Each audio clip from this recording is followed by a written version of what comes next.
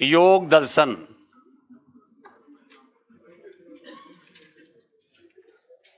योग दर्शन अब fresh topic फिर से। इसके व्यवस्थित प्रतिपादक पतंजलि हैं। अपने जो इंस्टीट्यूट का नाम भी है, योग दर्शन के व्यवस्थित प्रतिपादक पतंजलि रहे हुए हैं। कौन रहे हुए हैं? योग दर्शन। देखो, योग दर्शन की परंपरा अत्यंत प्राचीन है, परंतु उसको प्रथम बार सुव्यवस्थित तरीके से प्रस्तुत करने का श्रेय पतंजलि को है। किसको है? और यह एकमात्र आप कह सकते हो दर्शन है जो जीवन से घनिष्ठता से संबंधित है। हम इसमें कही गई एक एक बात के अनुसार आचरण कर सकते हैं। यह दर्शन अत्यंत व्यवहारिक दर्शन है। पूरे विश्व में आज योग दर्शन को प्रतिष्ठा मिली है। 180 से अधिक देशों ने इसको माना है। अब तो योगा डे मनाया जा रहा है, योग दिवस मनाया जा रहा है। किस दिन को मनाया जाता है? 21 जून को योग दिवस मनाया जा रहा है। यह दिखाता है कि भारत की दार्शनिक परंपरा कितनी समृद्ध रही है।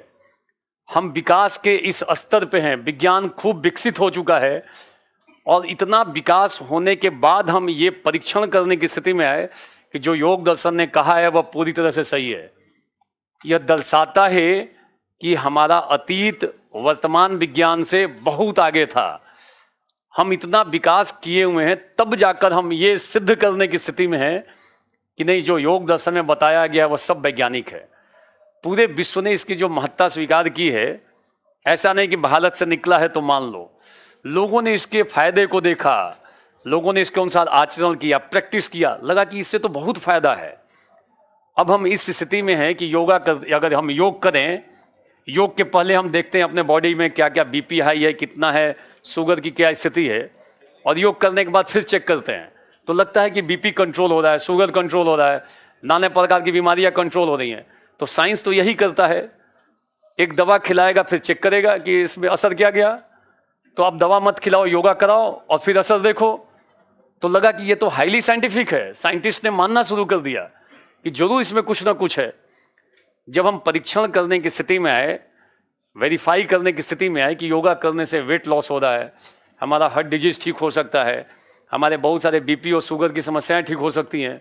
परीक्षण किया गया, एक बार रिपोर्ट हुआ, टेस्ट किया गया, लगा कि नहीं बीपी इतना है, शुगर की ये दशा है।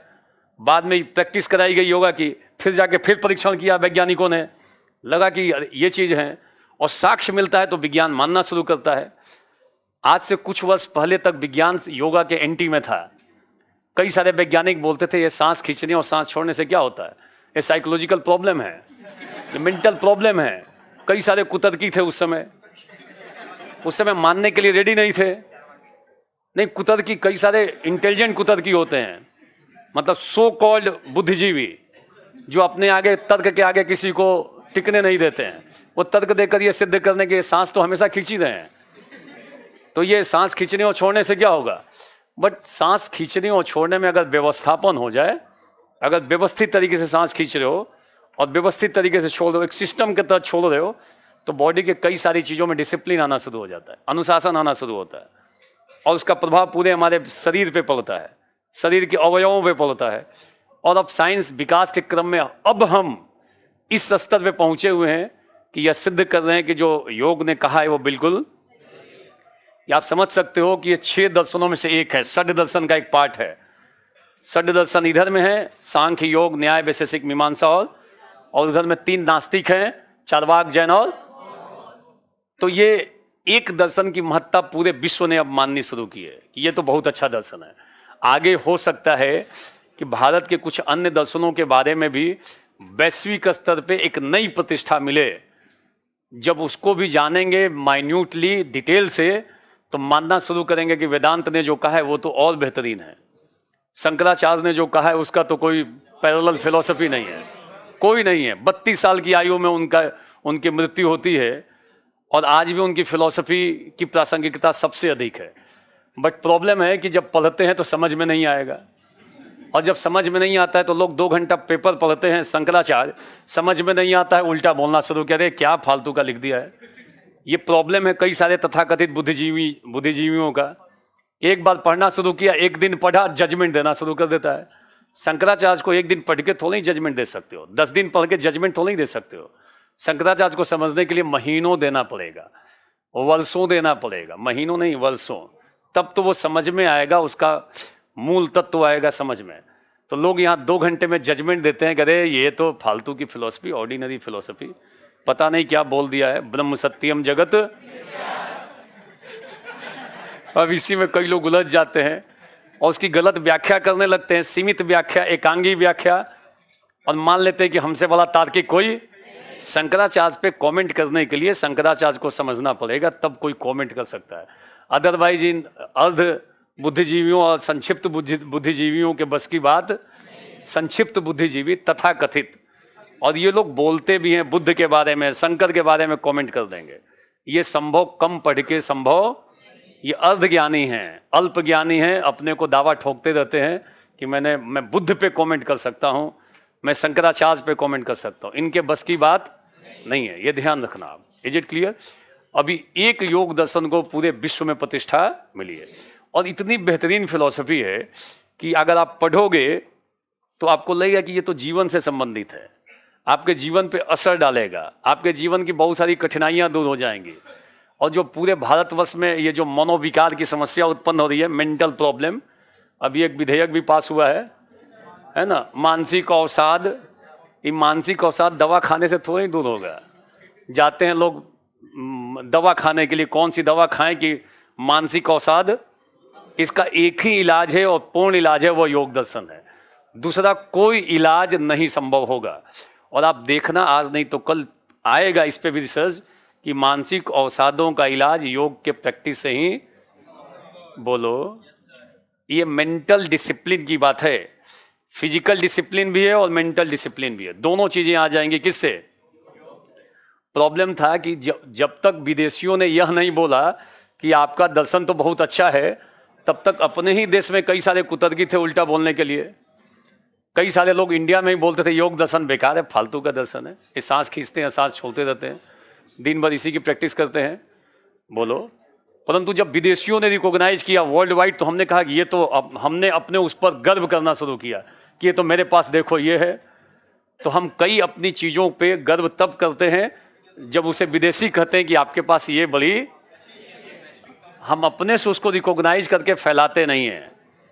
उनकी पहचान वो जब पहचान करते हैं तब हम भी बोलना पीछे पीछे, ये कमी है, एक प्रॉब्लम है। क्लियर है? हम किस दर्शन में हैं? योग दर्शन में। हाँ बिल्कुल, सब बढ़ेगा, कई चीजें बढ़ जाएंगी, बहुत चीजें घट जाएंगी, बॉडी के टॉक्सिन्स निकल जाएंगे, बॉडी के जितने नकारात्मक अवयव हैं उन सबको हम लोग, मानसिक रूप में कई चीजें प्रवेश की गई हैं वो भी निकल जाएंगी, और शरीर में प्रवेश कर गया है वो भी निकल जाएगा। तो पूरी तरह से प्यूरिफिकेशन हो जाएगा मन का और शरीर का। किसके माध्यम से? योग के माध्यम से। पाकिस्तान जैसे देश में भी अब योग हो रहा है, वहाँ पे भी योग की क्लासेज हो रही, और समृद्ध लोग, अब वैज्ञानिक और डॉक्टर भी योग की क्लासेज में जा रहे हैं। पहले इंडिया के बहुत सारे डॉक्टर उल्टा बोलते थे, ये योगा क्या है, फालतू का, मेडिसिन खाओ, इस मेडिसिन को खाओगे तो ठीक होगा, ये सुनो। अब विश्व में माना जा रहा है, हम केवल उसके एक डेफिनेशन को लेकर चल रहे हैं अभी। योग दर्शन, इनकी पुस्तक है योग, पतंजलि की योग सूत्र, और योग सूत्र में इनके जो विचार हैं वो प्रतिपादित हैं, और वहाँ पर हम योग शब्द की परिभाषा को लेकर चल रहे हैं। योग को परिभाषित करते हुए योग दर्शन में कहा गया है, योग सूत्र में कहा गया है, ये पतंजलि द्वारा परिभाषित है, योगस्य चित्तवृत्ति निरोध। नोट कर लो, ये 2017 का सवाल है, ठेका लगा के बैठा हुआ है, कोई बात नहीं, हटा लो, अभी हटा लो, अभी लगाए हो तो अभी हटा लो। अब सर होता क्या ना, संभल नहीं पाता, नीचे आने के लिए रेडी है, तो ठेका लगा देते हैं तो वो वहीं पे स्थित हो जाता है, नहीं तो वो नीचे आ जाता है। कोई बात, एकदम अच्छी बात है, मैंने कोई बोला नहीं बात, कॉन्सेंट्रेट करो। योगस्य, नोट कर लो, योगस्य चित्तवृत्ति निरोध।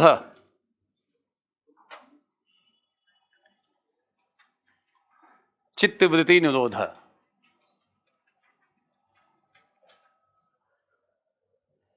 युगश्च चित्तवृत्ति निरोध।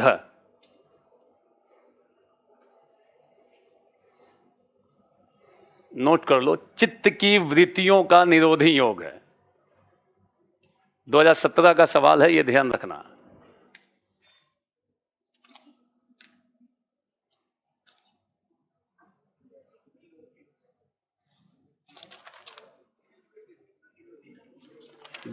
का सवाल है, योगश्च चित्तवृत्ति निरोधा से क्या तात्पर्य है।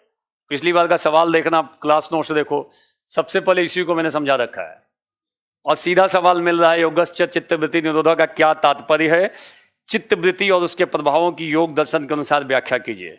2017 में सवाल आया है, इसका आशय बताइए और चित्तवृत्ति और उसके प्रभाव, चित्तवृत्ति और उसका प्रभाव क्या होगा उसकी व्याख्या कीजिए योग दर्शन के अनुसार।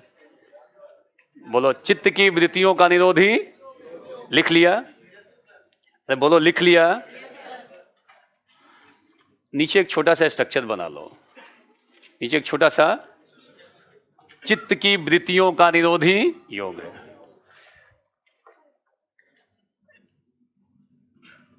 चित्त,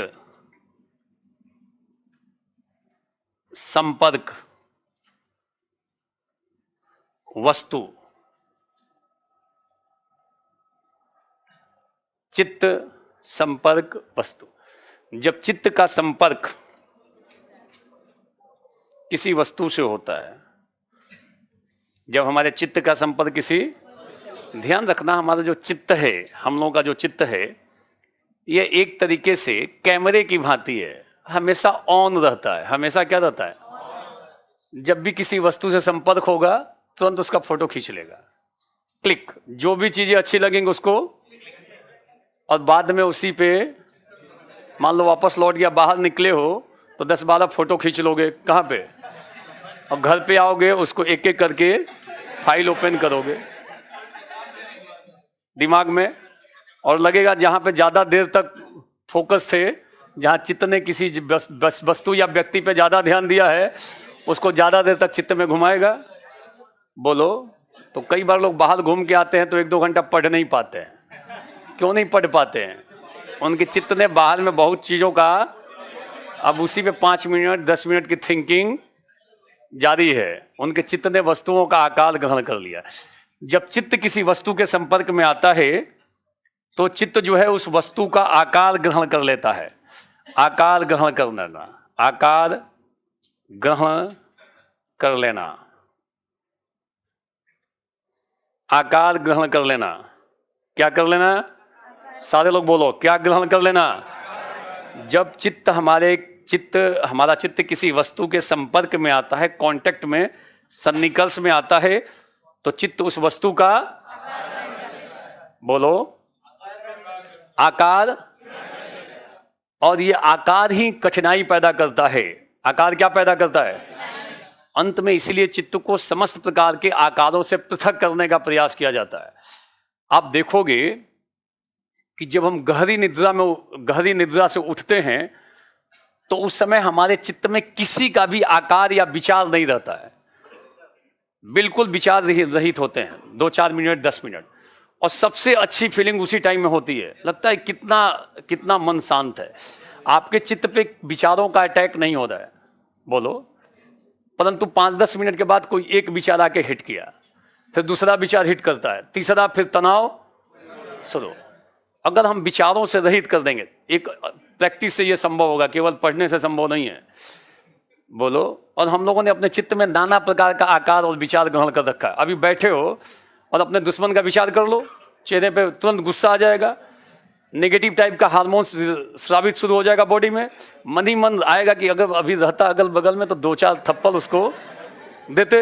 ये सुनो, बैठे हो यहाँ पे, विचार ग्रहण कर लिए, किसी आपके चित्त में विचार आ गया किसी तीसरे का, और यहीं पे बैठे बैठे अपना बीपी हाई कर रहे हो, बोलो। अब बैठे बैठे किसी अच्छे आदमी का ध्यान कर लो, पहली बार जिससे मिले थे बड़ा खुश थे,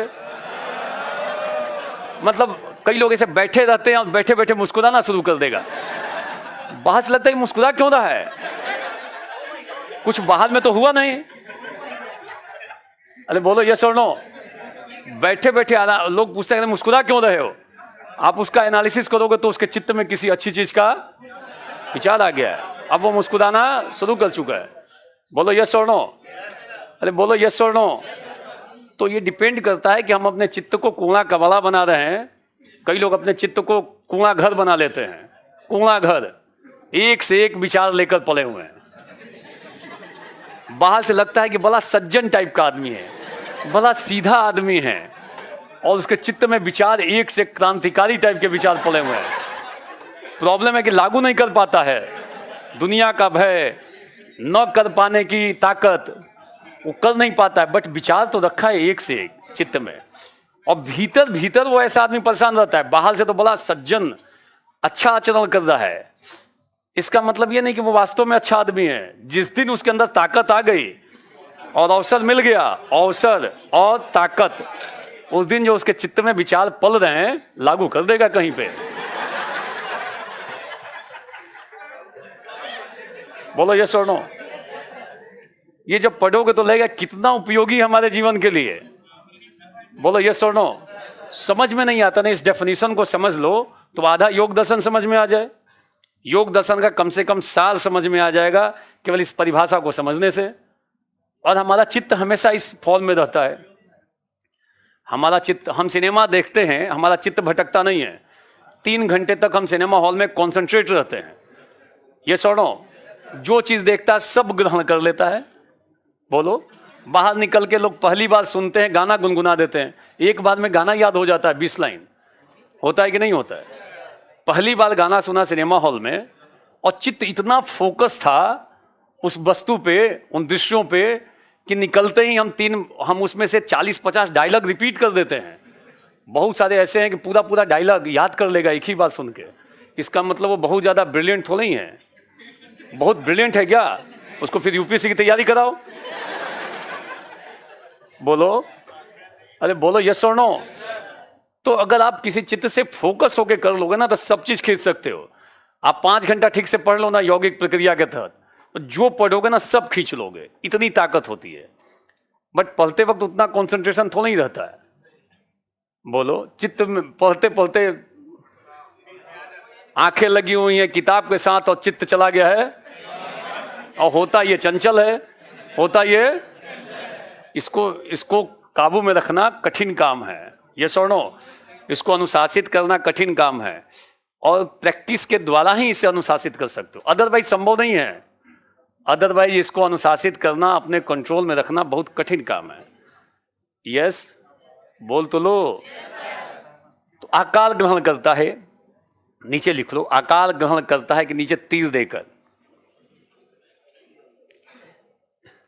इसी को हम आकार ग्रहण करने की स्थिति को हम वृत्ति बोलते हैं।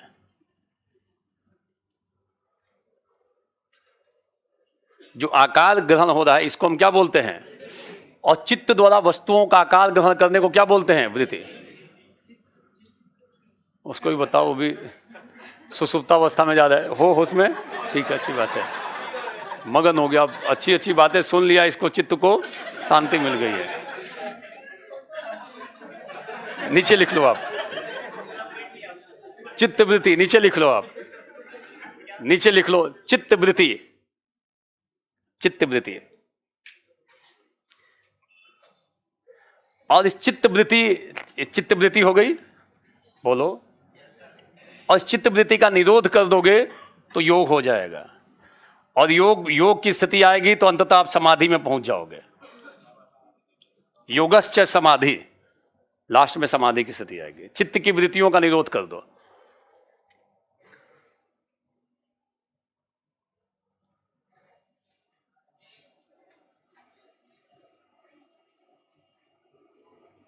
एक बार फिर से बोलना, योगश्च चित्तवृत्ति, जब हमारे चित्त का संपर्क बाह्य वस्तुओं से या विषयों से, वस्तुओं या विषयों से होता है तो चित्त उन विषयों और वस्तुओं का आकार ग्रहण कर लेता है, जिसे, और यही क्या कहलाता है?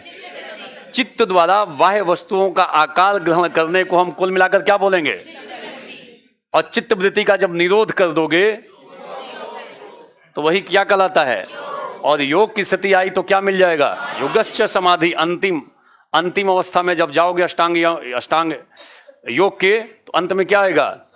यम नियम आसन प्राणायाम प्रत्याहार धारणा ध्यान और, तो चरम परिणति कहाँ पे होगी? बोलो कहाँ होगी? और इसको निरोध करने के लिए अष्टांग योग का पालन करना पड़ेगा। अष्टांग योग का पालन करोगे तो लास्ट में अंतिम चरण जो है समाधि का चरण है। कौन सा चरण है? समाधि का चरण है। 2017 का सवाल है ये। योगश्च चित्त वृत्ति निरोध, चित्त की वृत्तियों का निरोधी, चित्त की वृत्तियों का निरोधी। जब चित्त हम किसी वस्तु या विषय के संपर्क में आता है तो उस विषय या वस्तु का, इसे ही हम, और इसी चित्त वृत्ति का निरोधी। और इस निरोध करने के लिए क्या करना पड़ेगा? अष्टांग योग का पालन, यम नियम आसन प्राणायाम प्रत्याहार धारणा ध्यान और कौन कौन सी चीजें हैं? बोलो सारे लोग। यम नियम आसन प्राणायाम प्रत्याहार, और उसके बाद क्या है? धारणा ध्यान और समाधि। ये सुनो, बाबा रामदेव जी ने इन दो पे जोर दिया। किस पे? आसन लगाओ और, इसलिए बहुत तेज गति से लोकप्रिय हुआ। बाबा जी की लोकप्रियता का एक बहुत बड़ा कारण था कि उन्होंने योग दर्शन के विभिन्न अवयवों में से, विभिन्न अंगों में से किस पे बल दिया? आसन। और आसन करोगे तो फिजिकल फिटनेस आ जाएगा, और प्राणायाम करोगे तो मेंटली आप फिट हो जाओगे। इन दोनों का डायरेक्ट संबंध है। परंतु यदि आसन और प्राणायाम करने से पहले यदि कोई व्यक्ति यम और नियम का भी पालन कर रहा है तो उसको अतिरिक्त लाभ होगा, विशेष लाभ होगा, अगर कोई ये करने के बाद आसन और प्राणायाम करे तो। परंतु अधिकांश लोग जो आज के डेट में योगा करते हैं वो सीधे आसन लगाएंगे, सुखासन में बैठ जाएंगे या पद्मासन में, और अनुलोम विलोम भस्त्रिका ये सब शुरू कर देंगे। ज्यादातर लोग यम और नियम का पालन, बोलो यम और नियम का पालन। यम 5 हैं, नियम भी 5 है। सत्य अहिंसा अस्तेय परिग्रह और ब्रह्मचर्य, ये क्या है? और शौच संतोष तप स्वाध्याय और ईश्वर प्राणिधान, ये क्या है? नियम है। अगर कोई व्यक्ति यम और नियम का पालन कर ले और उसके बाद कहाँ पे जाए? उसके बाद प्राणायाम करे तो लाभ मल्टीपल हो जाएगा, लाभ बढ़ जाएगा। अभी ऐसे भी लाभ मिलता है। तो बाबा जी ने मुख्य बल किस पे दिया? अगर बाबा जी ये बोलते कि सत्य बोलो, अहिंसक रहो, अस्तेय मतलब चोरी मत करो, और परिग्रह का मतलब आवश्यकता से अधिक संचय मत करो, और ब्रह्मचर्य भी धारण कर लो। ब्रह्मचर्य का मतलब पारिवारिक जीवन संयमित पूर्वक। ऐसा नहीं कि ब्रह्मचर्य का मतलब यहाँ पे है कि आप अविवाहित रहो।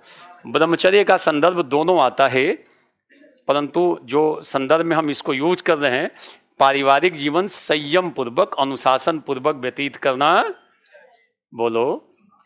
तो वो 5 ये था यम, उसके बाद नियम था। तो ये बाबा जी इस पे बल ज्यादा नहीं देते हैं, बल किस पे देते हैं? तो इनकी लोकप्रियता का सबसे बड़ा कारण था योग। तो बाबा जी के पहले से भी था, बाबा रामदेव जी के पहले भी था, बट इन्होंने 2 पे बल दिया और उसका रिजल्ट भी मिला लोगों को। रिजल्ट मिला तो लोगों ने एक्सेप्ट करना शुरू कर दिया। इन्होंने इसको सरलीकृत कर दिया और थोड़ा उसमें क्रमबद्धता ला दी कि कैसे आप प्रैक्टिस करो, स्टेप वाइज पहले ये करना चाहिए, उसके बाद दूसरा ये।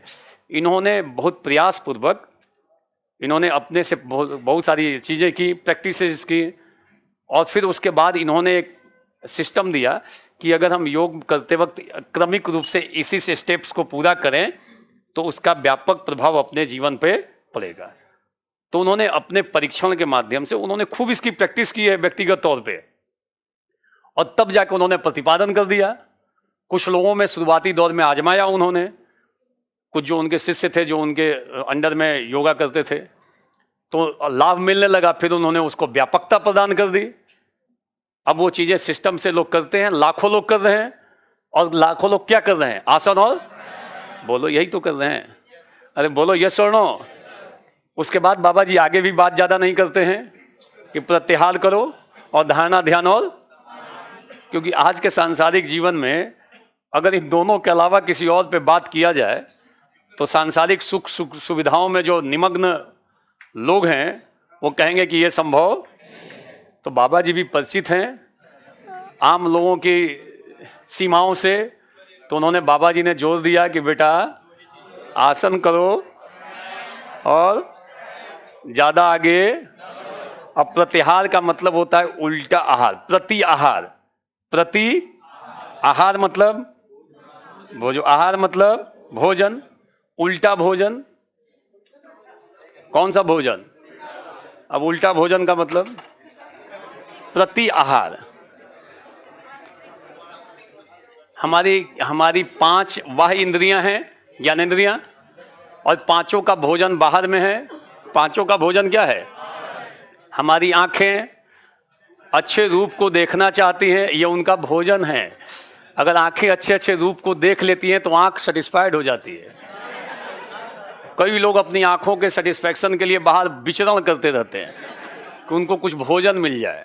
भोजन का मतलब वो जो आंखें कुछ सुंदर दृश्यों को देख लें, कुछ सुंदर लोगों को देख लें तो उनके चित्त को शांति। कई लोग कान संगीत सुनने के लिए व्यग्र रहते हैं। कानों को तब संतुष्टि मिलती है जब वो अच्छे संगीत को सुन ले, अच्छी आवाज सुन ले, मधुर आवाज, तो फिर उस कान को संतुष्टि। कई लोगों की जिह्वा बहुत चंचल है, वो खाने के लिए 10 किलोमीटर दूर निकल जाएंगे, चले जाएंगे साउथ दिल्ली में, जाके वहाँ खाना खा के उनकी जिह्वा उनको परेशान किए रखती है, भटकता रहता है, वहाँ पे अच्छा खाना मिलेगा। कई लोगों को देखोगे तो जिह्वा जो है बाहर की कहाँ खोज रही है? बाहर। बोलो यस और नो। त्वचा सुखद स्पर्श चाहती है बाहर से। तो हमारी जो पंच ज्ञानेंद्रियां हैं सब बहिर्मुखी हैं। कैसी हैं? बहिर्मुखी का मतलब ये सब बाहर से अपना भोजन। हमारी इंद्रियां कैसी हैं? बहिर्मुखी हैं। अगर उनको हम अंतर्मुखी बना दें तो योग की प्रक्रिया में आगे बढ़ना आसान हो जाएगा। तब तो आप धारणा ध्यान लगा पाओगे। धारणा का मतलब होता है किसी वस्तु पे ध्यान केंद्रित करने का प्रयास शुरू करोगे। नहीं तो मान लो आपकी इंद्रियां बहिर्मुखी हैं और आप ध्यान लगाने बैठे हुए हो, तो बैठे बैठे इंद्रिय एक जाएगी, उसका ध्यान लाएगी। बैठे बैठे इच्छा करेगी जो थोड़ा वहाँ से खाना खा के आते हैं ना, फिर बैठेंगे। बहुत अच्छा भोजन वहाँ इतने टाइम में ही मिलता है। वहाँ पे चिकन बन रहा होगा, जैसे ही नाम सुनता है बेचैनी हो जाते, चिकन बन रहा है। कई लोग चिकन के शौकीन हैं, परेशान हो जाते हैं, 2-4-10 किलोमीटर मूव कर जाएंगे खाने के चक्कर में। अरे बोलो यस और नो। तो अगर आपने प्रत्याहार नहीं कर रखा है तो कैसे ध्यान लगा पाओगे? ध्यान के क्रम में भटकाव ज्यादा होगा, टूट सकता है ध्यान, क्योंकि आपकी इंद्रियां तो बाहर खोजेंगी। तो इंद्रियों को बहिर्मुखी बनाने की बजाय क्या किया जाता है? आंखें भीतर की चीजों को देखें, कान भीतर की आवाज को सुने। कई लोग बात करते हैं दिन भर बाहर का, कभी अपनी मन की बात तो सुन लो। कभी मन की बात सुनोगे तो लगेगा कि बेटा क्या कर रहे हो दिल्ली में। दिन भर बात करते रहते हैं इधर उधर, उस कोचिंग का, इस कोचिंग का, फलाने के रिलेशन का, कि वो उसके साथ घूम रहा है या इसके साथ घूम रहा है। अरे आप क्या कर रहे हो दिल्ली में आके? पहले अपने बारे में तो सोच लो। तो घर में बैठ के अकेले सोच के अपने से बात करोगे तो लगेगा कि मदर फादर इतनी कठिनाई के साथ मुझे पैसा भेज रहे हैं, पता चला कि ज़मीन बेच के कर रहे हैं। पिताजी कितने परेशान हैं, घर में सबसे हम बड़े हैं। अगर मान लो बड़े हो या सबसे छोटे हो, सोचो भविष्य के बारे में कि अगर इसी टाइप से 2-4 साल और निकल गया तो क्या हाल होगा। जीवन तो कहीं समझौता करना पड़ेगा, ये सुनो। बाद में नहीं तो कोचिंग का 10 रुपये में 20 रुपये में नोट्स बनाना पड़ेगा। कई लोग बना रहे हैं। अगर अपने काल में अगर ठीक से पढ़ लिया रहता, मेहनत कर लिया रहता, पैसे का सदुपयोग किया रहता, तो आज कहीं ना कहीं किसी न किसी जगह पे ज़्यादा बेहतर स्थिति में रहता, वर्तमान स्थिति में जिसमें है। इतना तो आप कह सकते हो। बोलो। तो लोग बाहर तो बात खूब करते हैं, कभी बैठ के आधा घंटा अपने मन की बात तो सुन लो, तब भीतर से बेचैन हो जाओगे। मन की बात अगर करोगे तो कभी अपने भीतर की चीज़ों को सुनोगे, देखोगे तो बोलो। तो यहाँ दिन भर लोग बाहरी चीज़ों में इन्वॉल्व हैं, तो प्रत्याहार तो लोग करते नहीं हैं। कठिन काम है, प्रैक्टिस करना पड़ेगा, तब जाके ये होगा। और ये अगर ये हो गया तो आगे बढ़ने में आसानी होगी, क्योंकि ये तीनों इंटरनल हैं, आंतरिक पक्ष हैं। धारणा ध्यान और ये अंतरंग पक्ष हैं। योग के अंतरंग पक्ष माने जाते हैं धारणा ध्यान और। तो अगर कोई व्यक्ति यहाँ से शुरुआत कर रहा है तो यहाँ तक जाना आसान है। तो अपने चित्त किसके समान है? बेसिकली कैमरे के समान। ये चित्त, योगस्य चित्त वृत्ति निरोधः का मतलब, जब भी हमारा चित्त किसी वस्तु के संपर्क में आता है तो ये उस वस्तु का, इससे हम आकार को क्या बोलते हैं? और चित्त द्वारा वस्तुओं या विषयों का आकार ग्रहण करना ही, और चित्त वृत्ति का निरोध कर दोगे तो क्या होगा? चित्त की वृत्तियों का निरोध ही योग है। चित्त वृत्तियां 5 प्रकार की हैं। कितने प्रकार की? प्रमाण, विपर्य, विकल्प, निद्रा और स्मृति। आगे पढ़ेंगे चित्त और चित्त वृत्ति। सिलेबस में देखो चित्त वृत्ति पढ़ना है, बोलो पढ़ना है, तो चित्त वृत्तियों को पढ़ेंगे। और देखो हम सारे लोग जितने परेशान हैं, जितने दुखी हैं, उसका सबसे बड़ा कारण चित्त वृत्ति है। हमारे चित्त ने नाना प्रकार की विषयों का आकार ग्रहण कर रखा है, उन विषयों को धारण कर रखा है, और जब भी हम कहीं बैठते हैं उसमें से 2-4 चीजें अटैक करनी शुरू कर देती हैं, और गुस्सा शुरू हो जाता है, तनाव शुरू हो जाता है। एसी में बैठे हुए हैं और पता चला भीतर में उबल रहे हैं, भीतर ये सुनो, कभी यूपीएससी पे निकाल देते हैं गुस्सा, कभी कोचिंग पे निकाल देते हैं गुस्सा, कभी फलाने जी पे गुस्सा।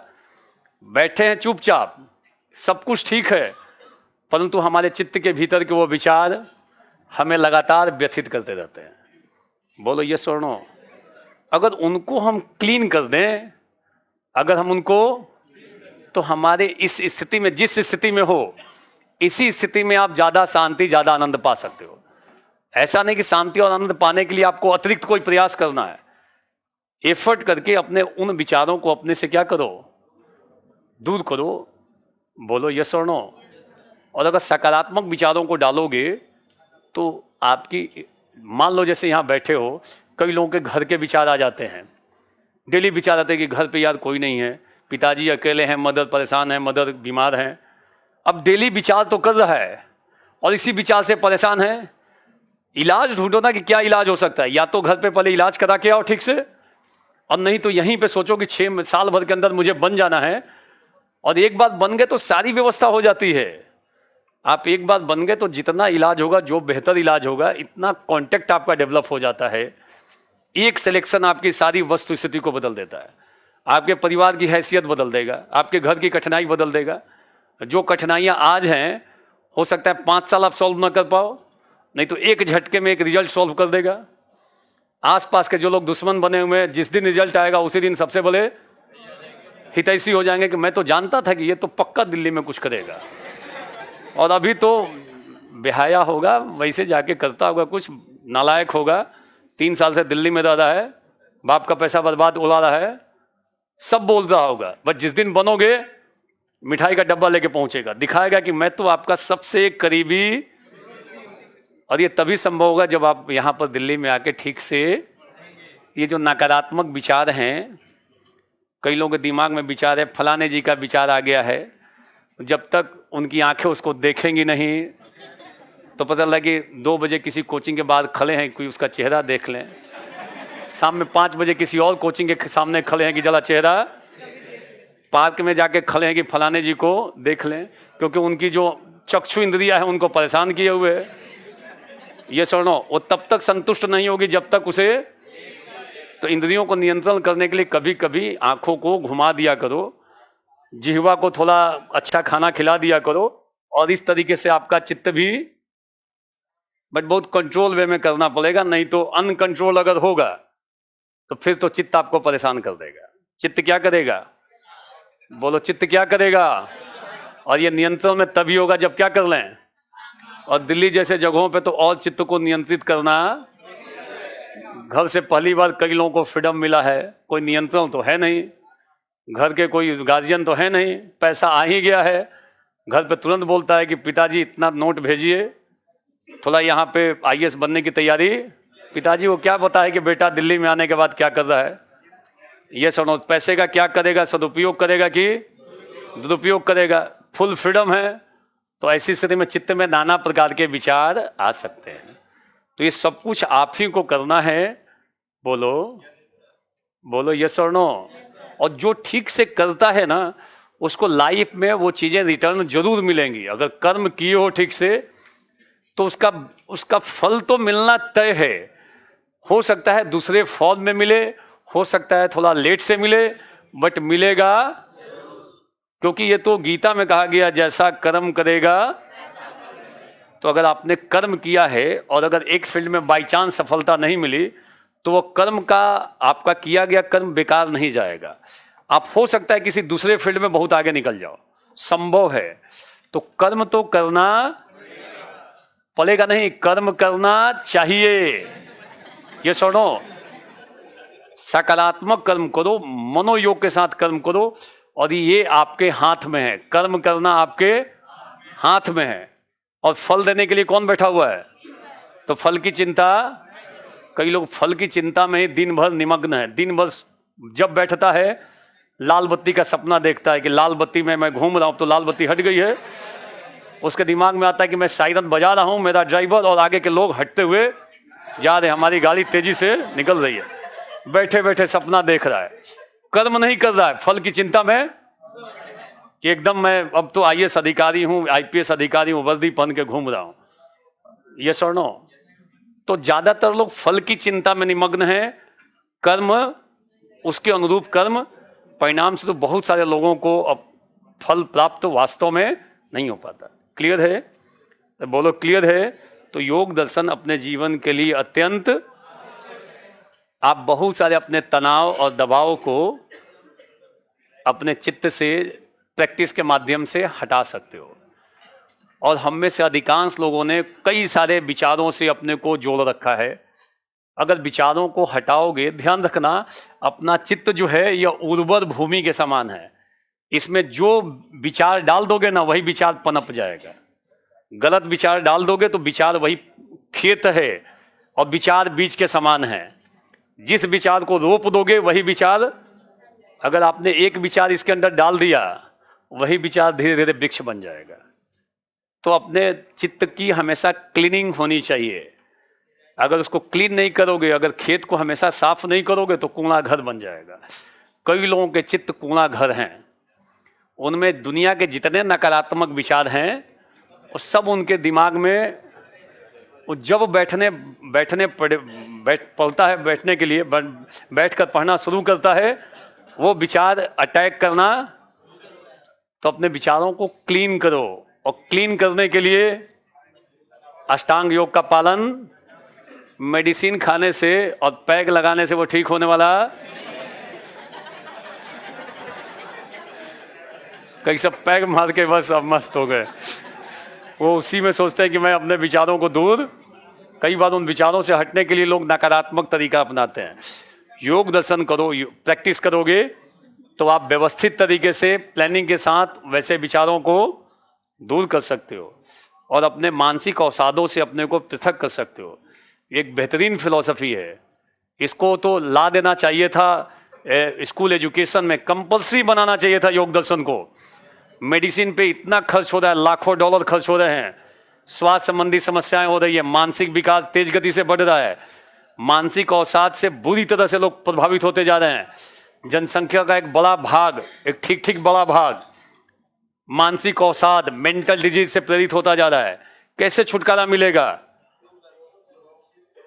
योग को अगर हम स्कूलों में अनिवार्य करें, हम योग को कॉलेज स्तर पर अनिवार्य करें, तो बहुत सारे हमारे शारीरिक विकार, बहुत सारे हमारे मानसिक विकार ऑटोमेटिकली दूर हो जाएंगे। लाखों डॉलर बचेगा, करोड़ों डॉलर बचेगा अगर हम इसको अनिवार्य कर दे तो। और अब जब ये इस्लामिक कंट्रीज में भी लागू हो गया है, वहां पे भी इसे एक्सेप्टेंस मिला है, तो फिर इसको लागू करने को लेकर कोई विरोध नहीं होना चाहिए। इसमें सबको फायदा है। विरोध करने वाला भी करेगा ना, उसको भी फायदा, व्यक्तिगत तौर पे मानेगा कि ना मुझे फायदा इससे। पाकिस्तान में भी तो लोग योग सिखा रहे हैं, वो लोग सिखा रहे हैं कि नहीं सिखा रहे हैं? और अच्छे वहां के लोग, संभ्रांत लोग भी जाकर योग कर रहे हैं और मान रहे हैं कि नहीं इससे फायदा है। और ध्यान करना, योग दर्शन में ईश्वर को मीन्स माना गया है, साधन माना गया है। तो हम सिंबल्स बदल सकते हैं, हम किसी दूसरे सिंबल्स का सहारा लेकर हम योग कर सकते हैं, क्योंकि ध्यान की प्रक्रिया में हमें कोई ना कोई विषय पे ध्यान केंद्रित करना पड़ता है। आप विषय अपनी सुविधा के अनुसार चयन कर सकते हो। ओम भी एक विषय है, इस संदर्भ विशेष में हम ओम पे ध्यान केंद्रित कर सकते हैं। ये उसके पीछे कई सारे आधार हैं, लोग विषय वस्तु को बदल के भी करते हैं। क्लियर है? तो एक बेहतरीन ये दर्शन है जिसको पूरे विश्व में प्रतिष्ठा मिली है। लोग जानते नहीं हैं, लोग इसका विरोध करते हैं। अगर आपको कठिनाई हो रही है, योगा करो, योग की प्रैक्टिस करो। आप करने से पहले कॉपी में अपनी बारे में लिखो कि आज मेरी मन स्थिति ये है, आज मुझे नाना प्रकार से ये विचार आता है, ये विचार आता है, मैं इन चीज़ों से, कठिनाइयों से ग्रसित हूँ। अपनी वास्तविक स्थिति को एक पेज पे लिखो। आज की अपनी वर्तमान स्थिति, वास्तविक स्थिति, पढ़ने में मन नहीं लगता है, पढ़ते हैं भूल जाते हैं, सब लिखो, वास्तव में लिखो, अपने पास उसको रखे रहना। और 1 महीना योग कर लो, और योग करने के बाद उस दिन फिर से लिखो कि अब मेरे आज की मेरी मन स्थिति ये है। फिर पुराने पेज से उसकी तुलना करो, पुराना पेज तब निकालो, तो आपको लगेगा कि नहीं, निसंदेह हमारे भीतर इसका परीक्षण आप खुद कर सकते हो, और खुद करोगे तो ज़्यादा बेहतर होगा। इतनी अच्छी चीज़ें, फिर भी इंडिया में बहुत सारे लोग अभी भी इससे डिस्कनेक्टेड है। और दिल्ली जैसे शहरों में जहाँ पोल्यूशन इतने हाई लेवल पे है, मानसिक अवसाद बढ़ रहे हैं, नाना प्रकार की भौतिकतावादी आसक्ति आपको अपनी ओर आकृष्ट करने का प्रयास कर रही है, अवस्था भी आपकी उसके अनुरूप है। ऐसी स्थिति में अगर योग नहीं करोगे तो कैसे अपने को अनुशासित करोगे? संभव बहुत ही कठिन काम होगा अपने को तरीके से अनुशासित करते हुए आगे बढ़ पाना, और ये कठिनाई है। तो सारे लोग कम से कम ½ एन आवर योग कर लिया करो। समझ में आया? योग कर लोगे तो वो समय बेकार नहीं जाएगा। जो आप 6 घंटे पढ़ के याद कर रहे हो, 4 घंटा पढ़ लोगे, 3 घंटा पढ़ लोगे, वो याद कर लोगे। आपकी मस्तिष्क में तीव्रता आएगी, बुद्धि परिष्कृत होगी, तीव्र होगी। आप 6 घंटे में कभी आजमा के तो देखना, 6 घंटा में आप जो चीज़ समझ रहे हो बाद में 3 घंटे में समझ लोगे, अगर आपने योग ठीक से कर रखा है तो। क्योंकि हाई डिग्री ऑफ कॉन्सेंट्रेशन होगा, जिस पे आप ध्यान दोगे उसमें खींच लोगे तुरंत में। और ये संभव है, जो योग करता है उसके लिए संभव है, ये ध्यान रखना। Is it clear? अरे बोलो, इज इट क्लियर? अब हम लोग विषय पे आ जाते हैं। ये चूंकि जीवन के लिए उपयोगी है, इसलिए थोड़ा मैंने अलग हटके इसको, और पतंजलि संस्थान भी, चूंकि मैं जब इंटरव्यू दे रहा था तो उस समय भी मेरे हॉबी में योग लिखा हुआ था। 98-99 में हमने हॉबी में योग लिखा था, मनन लिखा था, और योग पे और कुछ।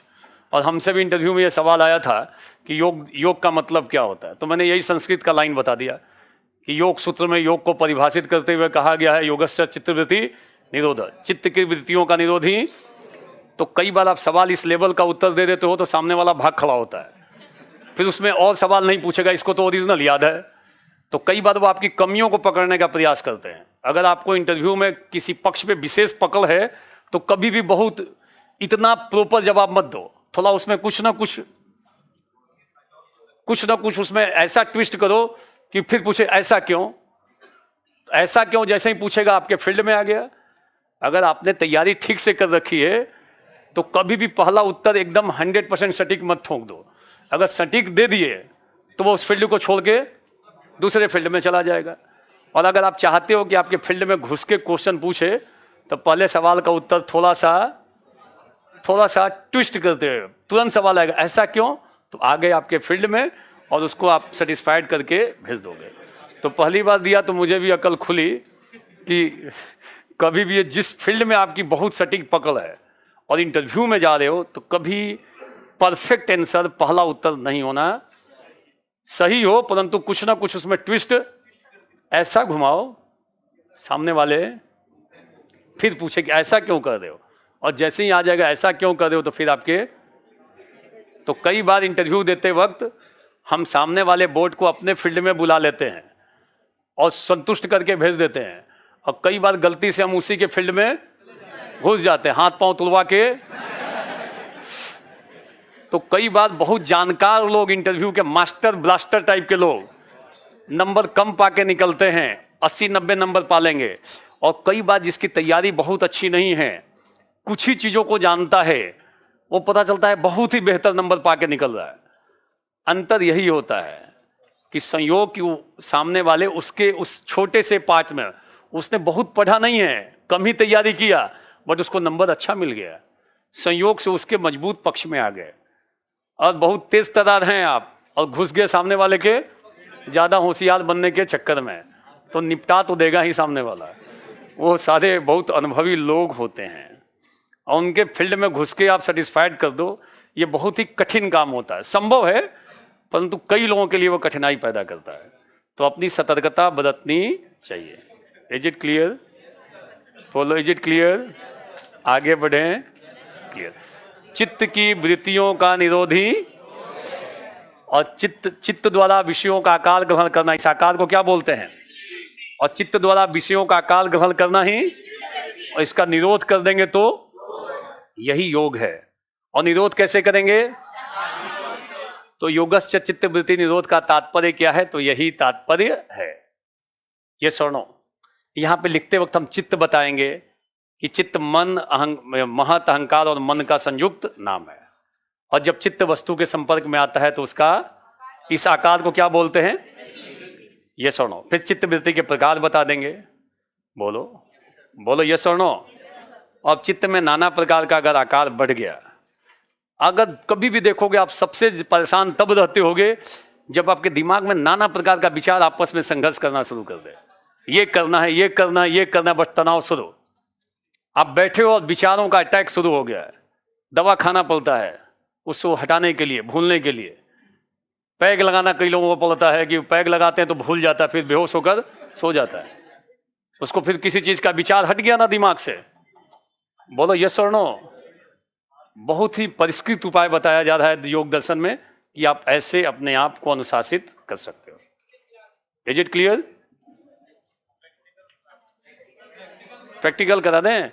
बीच में देखो अलग अलग ग्रुप्स हैं, मैं वो आपके ऊपर डिपेंड। कभी आप जैसे इनकी सुदर्शन क्रिया होती है, बोलो कि मैं स्टूडेंट हूँ, मुझे पढ़ने में दिक्कत हो रही है, मैं कंसंट्रेट नहीं कर पा रहा हूँ, वो कुछ स्पेसिफिक आसन बता देंगे।